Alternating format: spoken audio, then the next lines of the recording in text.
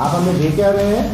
आप हमें वो किसान फार्मिंग लॉ दे रहे हैं जिसका अपोज आज लाखों करोड़ों किसान 3 महीने से कर रहे हैं। तो आप पिछली सरकार की कमी खामियां ये जुड़वाते हैं। आप जिस राज्य में हैं उस राज्य के लिए जो आपने किया है उसे सामने क्यों नहीं रखते? आपको क्या सिर्फ एकमात्र ये ऑप्शन बच गया है सेंट्रल गवर्नमेंट के पास अपना रेवेन्यू जनरेट करने के लिए, जिससे सबसे ज़्यादा मार आम आदमी पे पड़ेगी, जिसका साथ और जिसका विकास की बात आप करते हैं? हालात बंगाल और न्यूज़ इंडिया में आप सबका खैर मकदम में मैं अशफाक। जैसा कि आपको बता दें कि अगले महीना का पहला हफ्ता, आपको बता दें कि अगले महीने का पहले हफ्ता में ही पश्चिम बंगाल में चुनाव कब होंगे इसका डेट घोषणा हो जाएगा। और पूरे बंगाल में जो सूरत हाल है इलेक्शन को लेकर लोगों में गहमा गहमी है। लोग ये जानने के लिए बेताब है कि क्या पश्चिम बंगाल में ममता बनर्जी की हुकूमत रहेगी या फिर भारतीय जनता पार्टी या और कोई दूसरी जमात पश्चिम बंगाल में सत्ता पर आ रही है। तो इस पर ज़्यादा जानकारी के लिए मेरे से इस पर ज़्यादा बात करने के हमारे सामने यहाँ के कलकत्ता के एक उभरते हुए सोशल एक्टिविस्ट नदीम खान साहब है। हम उनसे बात करेंगे और उनकी क्या पश्चिम बंगाल का यूथ का सोचता है इसको जानने की हम कोशिश करते हैं। नदीम, ये बताया नदीम भाई कि कल हमारे पीएम साहब आए थे, मोदी जी आए थे। मोदी जी ने कहा कि पश्चिम बंगाल को डबल इंजन की सरकार चाहिए, यानी कि केंद्र में बीजेपी की सरकार है तो बंगाल में भी बीजेपी की सरकार चाहिए, तब पश्चिम बंगाल का जो विकास है, विकास का रथ जो रुका हुआ है वो ठीक ठाक चलेगा। आपका क्या मानना है? बिस्मिल्लाहिर्रहमानिर्रहीम, अस्सलाम वालेकुम, नमस्कार। डबल इंजन की सरकार होगी तभी तो बीजेपी की जो गाड़ी है वो बिना ब्रेक की चलेगी जी। भ्रष्टाचार बिना ब्रेक का होगा, चोरी बिना ब्रेक की होगी, लूटपाट बिना ब्रेक का होगा जी। इसलिए हमारे प्राइम मिनिस्टर इतने भीड़ में इतना सीना चौड़ा कर ये बात खुलेआम कहते हैं कि डबल इंजन की सरकार चाहिए। मैं आपसे एक मशवरा लेता हूँ जी। मैं मोदी जी को थोड़ा फॉलो करता हूँ, उनकी भाषणों को फॉलो करता हूँ। बिल्कुल फॉलो भी करना प्राइम है। मिनिस्टर है हमारे, वज़ीर आज़म है हमारे। बिल्कुल। उन्होंने अपने भाषण में कहा किसानों के बारे में कि ये किसान जो फार्मिंग लॉ है ये ज़रूरी था किसानों के हित में। ये किसान अभी नहीं समझ रहे हैं, बाद में समझेंगे। जी हाँ, पर ये अपने तरफ से गिफ्ट दिया उन्होंने। मैं मोदी जी से ये पूछना चाहता हूँ, हम हाथ फैला फैला कर आपसे मांग रहे हैं उन वादों को जो आपने हमसे 7 साल पहले किए थे। 15 लाख रुपए हमारे अकाउंट में, 2 करोड़ नौकरियां हर साल नौजवानों को, ये हम आपसे 7 साल से मांग रहे हैं पर आप हमें दे नहीं रहे हैं। आप हमें दे क्या रहे हैं? आप हमें वो किसान फार्मिंग लॉ दे रहे हैं जिसका अपोज आज लाखों करोड़ों किसान 3 महीने से कर रहे हैं। वो कह रहे हैं ये हमें नहीं चाहिए, आप कहते हैं नहीं आपकी भलाई का चीज़ है। और जो हमारी भलाई का चीज़ है 15 लाख रुपए हमारे अकाउंट में हमारे बहुत काम आने वाला है। वो तो जुमला था ना। हाँ, तो जुमला ही तो है ये भी। अमित शाह अभी ये जो बोला कि 15 लाख तो किसी के खाते में नहीं आते। क्यों नहीं आते? तो ये जाता, आपने ये जो वादा किया तो ये जुमला है। तो इस तरह से जो आप ये कह रहे हैं डबल इंजन की सरकार बंगाल में आएगी तो विकास जो है बहुत तेजी से चलेगा, ये भी तो जुमला ही है। इसके अलावा और है क्या आपके पास? डबल इंजन की सरकार यूपी में है, आप अपना यूपी का मॉडल सामने पेश करें। आप दिखाएं आपने यूपी को कितना डेवलप किया है। आप अपने डेवलपमेंट को आगे क्यों नहीं रखते? मेरी सरकार से एक शिकायत है, जब बीजेपी भाजपा को यहाँ अपनी सरकार बनानी है जी तो आप पिछले सरकार की कमी खामियां ये जुड़वाते हैं जी। आप जिस राज्य में हैं उस राज्य के लिए जो आपने किया है उसे सामने क्यों नहीं रखते कि देखिए भैया हम यहाँ बिहार में हैं, हम यूपी में हैं, हम मध्य प्रदेश में हैं, हमने इन शहरों को इन प्रदेशों को ऐसा था ऐसा बना दिया, हम बंगाल को भी यहाँ से यहाँ पहुँचा देंगे। आप ये मॉडल आगे क्यों नहीं रखते हैं? आप वही जुमला आगे रखते हैं जो 7 साल पहले आपने देश के लोगों को दिया और उसके मुताबिक लोगों को लूटा, धोखा दिया, और यही धोखा आप बंगाल की जनता को भी देना चाहते हैं। नहीं, आप यूथ है नदीम, क्या आपको लगता है कि बंगाल में सत्ता में भी कुछ बदलाव आना चाहिए? 10 साल से आप देख रहे हैं सत्ता में बदलाव तब आना चाहिए जब डेवलपमेंट नहीं हो रहा जी। डेवलपमेंट मैंने पहले भी आपके माध्यम से कहा है कि ऐसा नहीं है कि नज़रअंदाज कर सकता है कोई, सिर्फ अर्बन इलाकों में नहीं, रूरल इलाकों में भी मैंने आपको पहले कहा है कि अगर आप घूमें। मैं एक छोटी सी एग्जांपल देता हूँ आज आपको। मैं अपनी फैमिली के साथ 2-4 साल में एक बार दीघा जाया करता था जी। 10 साल पहले भी गया हूँ और आज भी जाता हूँ। आप भी माशाल्लाह जाते ही होंगे। आप वहाँ पे देखेंगे रास्ते में वो जो स्टॉल लगाकर जो लोग बीच में सामान बेचा करते थे, आज उनको एक प्रॉपर दुकान मिला, जगह दे दी गई। शाम के वक्त आप कहीं घूम नहीं सकते थे क्योंकि वो सहूलत ही नहीं थी, अंधकार इतना था, बीच साइड बैठने की जगह नहीं थी। आज आप अगर जाएंगे तो दोपहर से ज्यादा शाम में लोग आपको बीच में बैठने को मिलेंगे, फैमिलीज है, बच्चेज है, सब खेल रहे हैं। और मतलब जो एक आदमी अपने टेंशन रिलीज करने के लिए किसी वेकेशन पे जाता है, एक लोअर मिडिल क्लास लोग जो किसी हाई फाई जगह को अफोर्ड नहीं कर सकते, तो वो अपनी फैमिली को एक रिलीफ देने के लिए दीघा चला जाता है, मंदारमनी चला जाता है। वो फैमिली को आप देखेंगे वो अपने बच्चों के साथ वहाँ एंजॉय कर रहा है। तो उनको आज ये सहूलत किसने पहुंचाया? 34 साल तो सीपीएम भी थी यहाँ जी, उसने कभी सोचा? अब और एक एग्जांपल मैं आपको देता हूँ, बकरा ईद के जो वक्त आता है ना, हम काफ़ी जगह घूमते हैं यहाँ, जो थोड़े शौकीन लोग होते हैं, जिनको शौक होता है कि वो अपनी पसंद की जानवर ले जी, हम ऐसी जगह जाया करते थे जहाँ आप यकीन मानिए गाड़ी कभी पहुँच नहीं सकती थी। अच्छा, ग्राम बांग्ला इलाका? जी हाँ, ग्राम इलाकों की मैं बात कर रहा हूँ जहाँ सड़क इतनी खराब थे जी, इतने खराब थे कि आप बाइक नहीं लेकर जा सकते थे, आप वो गिरेंगे ही गिरेंगे, लोग डरों से नहीं जाया करते थे। आज अल्हम्दुलिल्लाह आप एक चक्कर मार कर देखें, आप तो जाते ही होंगे, आज आप प्रॉपर गाड़ी लेकर मतलब हर एक उस छोटे से छोटे इलाके और गली और ग्राम साइड जा सकते हैं जहां आप 10 साल पहले जाने के बारे में सोच भी नहीं सकते थे। तो मेरे लिए तो ये इम्पोर्टेंट है कि ये सब की सरकार के लिए ज़्यादा इम्पोर्टेंट है, रास्ता घाट डेवलपमेंट मेरे लिए सबसे ज़्यादा इम्पोर्टेंट है। और मेरे हिसाब से एक आम आदमी के लिए भी डेवलपमेंट के अलावा और कुछ भी नहीं होना चाहिए। लेकिन बिजनेस में तो बंगाल कुछ भी आगे नहीं किया, कोई बड़ा बिजनेस इंडस्ट्री यहाँ नहीं आया है। टाटा का नैनो कार प्लांट वो भी बंगाल से गया। देखिए, सिंगूर का जो मामला था वो एक मुद्दा था जिसके खिलाफ ममता बनर्जी खड़ी हुई, मूवमेंट उसके दब में ही आप समझिए वहाँ से शुरुआत हुई, 70 में आई, उसके बाद टीएमसी सत्ते पे आया जी। मैं अगर आपको बोलूं तो जिस तरह से मैं अभी बंगाल में बिजनेस समिट वगैरह देखता हूँ, मुझे तो नहीं लगता कि बंगाल जो है बहुत नीचे स्तर पर है बाकी और राज्यों से जहाँ बीजेपी है जी। अगर आप उससे कहते कि कोई एक ऐसी पार्टी आना चाह रही है जो बंगाल में आकर परिवर्तन ये कह रहे हैं, हालांकि ये बंगालीज है नहीं, पर वो वर्ड इस्तेमाल करते हैं परिवर्तन, कोई ऐसी पार्टी आना चाह रही है जिन्होंने एक स्टेट में ऐसा काम किया है जहाँ बिजनेस में बंगाल बहुत नीचा था, मतलब कोई स्टेट बहुत नीचे थी उसे ऊपर ले गए, डेवलपमेंट में बहुत नीचे थे उसे ऊपर ले गए, एजुकेशन में नीचे थे उसे ऊपर ले गए, तो मैं उनको वेलकम करता हूँ। हम किसी सरकार के गुलाम नहीं हैं, बस हम ये देखना चाहते हैं कि मेरी 30 साल की ज़िंदगी में 10 साल तो टीएमसी का राज मैंने देखा, और उससे पहले मतलब 7-8 साल जो मैंने थोड़ा बचपना हो संभाला तो देखा लेफ्ट की सरकार थी। मुझे पता है 10 और 10 में ये 10 हर हाल में बेहतर है।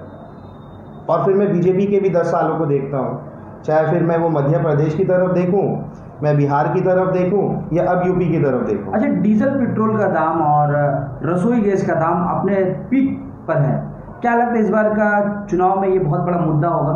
100 रुपीज़ टच करने का है इरादा, मुझे लगता है। मैं तो वो उस जुमले की तरफ वापस ले आऊँगा आपको। अच्छा। मोदी जी का कहना और मेरे हिसाब से या मेजॉरिटी ऑफ पीपल के हिसाब से जुमला जी, सबका साथ सबका विकास, अब उसमें जुड़ गया सबका विश्वास। अच्छा जी। तो पहले 2 जुमलों को ले लेता हूँ, सबका साथ सबका विकास जी। इसमें आम आदमी का मेजॉरिटी ज़्यादा है, ये बात मानते हैं? हाँ, सबका साथ में सब है। पेट्रोल के, डीजल के, गैस के प्राइसेस बढ़ेंगे, सबसे ज़्यादा सफ़र कौन करेगा? एक आम आदमी। जिनके पास गाड़ी नहीं है क्या वो सफ़र नहीं करेंगे? आपको खाने के लिए, पीने के लिए, कपड़ा पहनने के लिए, घर से बाहर जाने के लिए हर हाल में जो है तेल जो है और एक गैस एक इंसान के लाइफ से जुड़ा है। बिल्कुल, किसी भी हाल में आप इसे निगलेक्ट नहीं कर सकते। तो आपको बस तो आप किसका साथ और किसके विकास की बात करते हैं जब आज पर बैरल $159 जी, $59 अभी है जी, करीब 4-4.5 हज़ार रुपए आता है जी, और वो 159 लीटर तेल आती है उसमें पर बैरल का वो कैलकुलेशन है। 4,000 रुपए की आपकी खरीद है, आप बेच रहे हैं इसे 15,000 रुपए में, अपना टैक्स उसमें ऐड करके। टैक्स भी है, सेंट्रल टैक्स है, उसमें स्टेट टैक्स है। बिल्कुल। आपको क्या सिर्फ तेल एकमात्र ये ऑप्शन बच गया है सेंट्रल गवर्नमेंट के पास अपना रेवेन्यू जनरेट करने के लिए, जिससे सबसे ज़्यादा मार आम आदमी पे पड़ेगी, जिसका साथ और जिसका विकास की बात आप करते हैं, और आज फिर आप हमसे ये कहते हैं कि सबका विश्वास भी? तो कैसे करें हम आपके ऊपर विश्वास? आप हमारे प्राइम मिनिस्टर हैं, हम आपके ऊपर विश्वास करना चाहते हैं, पर आपके कारनामे हमें आपके ऊपर विश्वास होने नहीं देते। आपके लोग, आपके होम मिनिस्टर एक हज़ारों सैकड़ों की भीड़ दिखाते हैं और कहते हैं, मैं ये बात कर रहा हूँ ये जो दौरा चल रहा है जी, बंगाल का दौरा, जी हाँ, और ये दौरा कोई आम नहीं है साहब। आप एक बात समझ लीजिए, तो वो हमारे देश के प्राइम मिनिस्टर और होम मिनिस्टर हैं। इनके पास इनकी ज़िंदगी का 2 मिनट नहीं था कि वो किसानों के साथ एक बार मिलते और बात करते। शायद किसान उनकी बात पे डायरेक्ट उनसे सुनते तो उनको यकीन हो जाता। आप ट्विटर पे लिखते हैं मन की बात, तो लेकिन वो करते हैं मोदी जी। मन की बात आप करते हैं, आपके पास बंगाल में दौरा करने का वक्त है, मगर किसानों के पास 1 मिनट मिलने का वक्त नहीं है।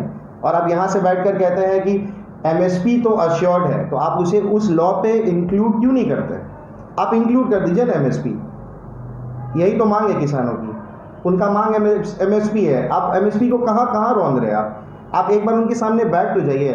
आपका सारा फोकस आज बंगाल का इलेक्शन है। मुझे आपके माध्यम से एक आम आदमी से ये पूछना है कि क्या इस देश में अब सबसे बड़ा मुद्दा बंगाल का चुनाव रह गया है? वो किसान आए दिन जो वहाँ मर रहे हैं, सुसाइड कर रहे हैं, परेशान हैं, खेती नहीं कर रहे हैं, अनाज की कमी होगी, फिर महंगाई बढ़ेगी। अभी तेल के दाम बढ़ रहे हैं, फिर महंगाई बढ़ रही है। तो ये सारे मुद्दों से ज़्यादा इम्पोर्टेंट बंगाल का चुनाव है। तो हम फिर से बीजेपी को चुन कर लाइए, आप बंगाल में भी चुन कर लाइए। और अगर एक आम आदमी का ज़िंदगी का ये मुद्दा इम्पोर्टेंट है तो फिर आप सोच समझ कर वोट कीजिए।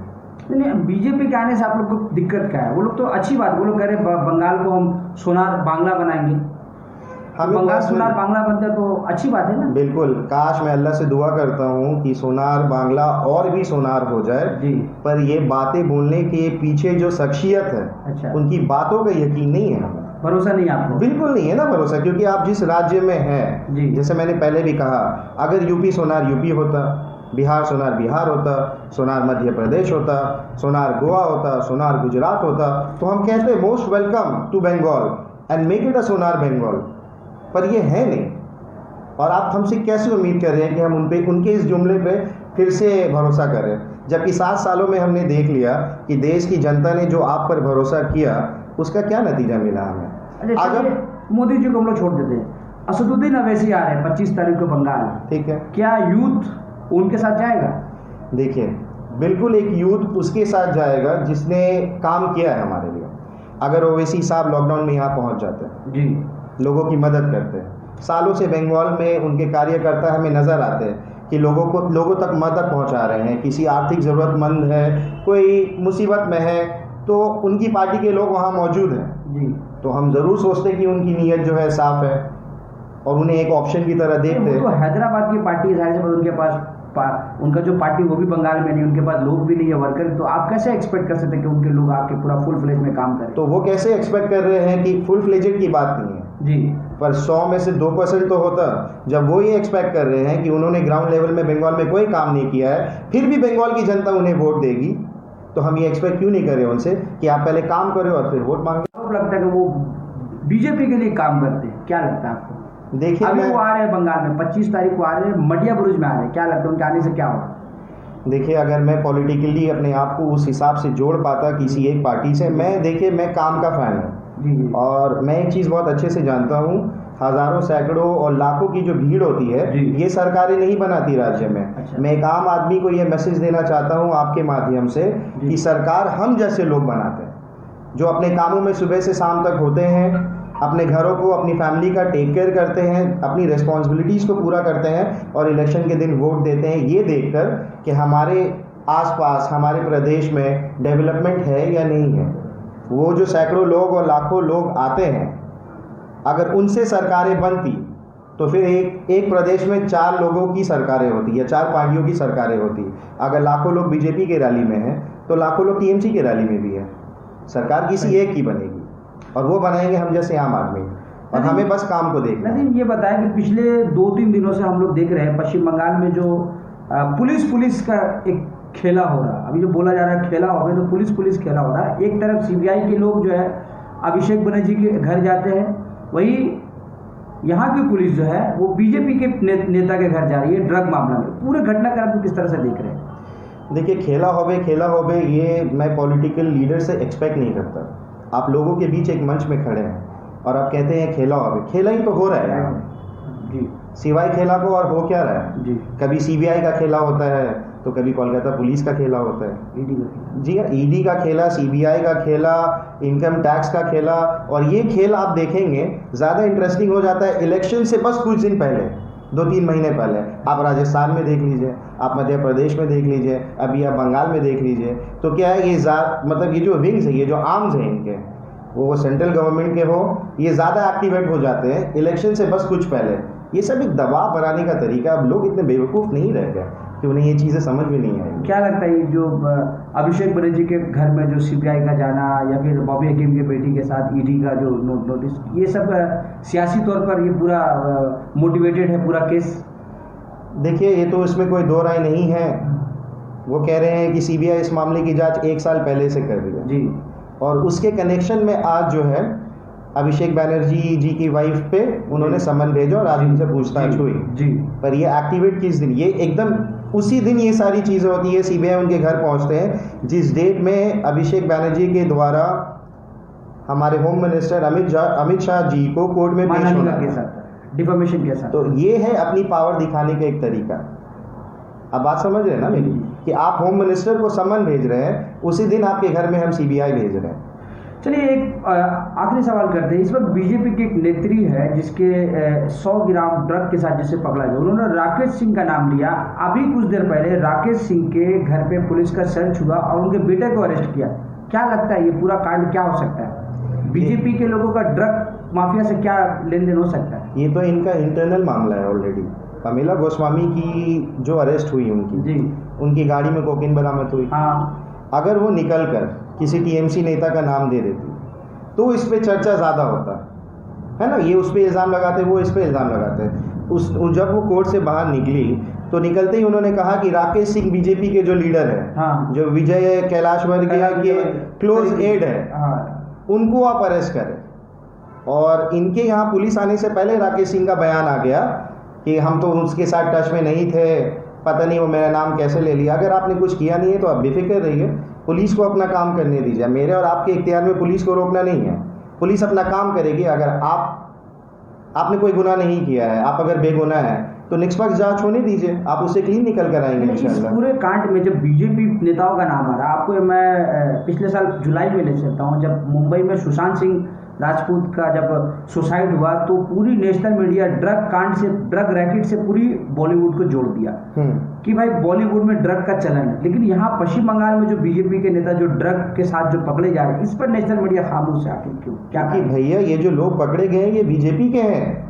अगर ये कोई टीएमसी का कार्यकर्ता निकलता तो आप उसके साथ अभी तक नतीजा, मतलब आपके पास बहुत 10-15 ब्रेकिंग न्यूज आ गए होते हैं कि इस नेता का उससे कनेक्शन निकला, फिर इसका कनेक्शन उससे निकला।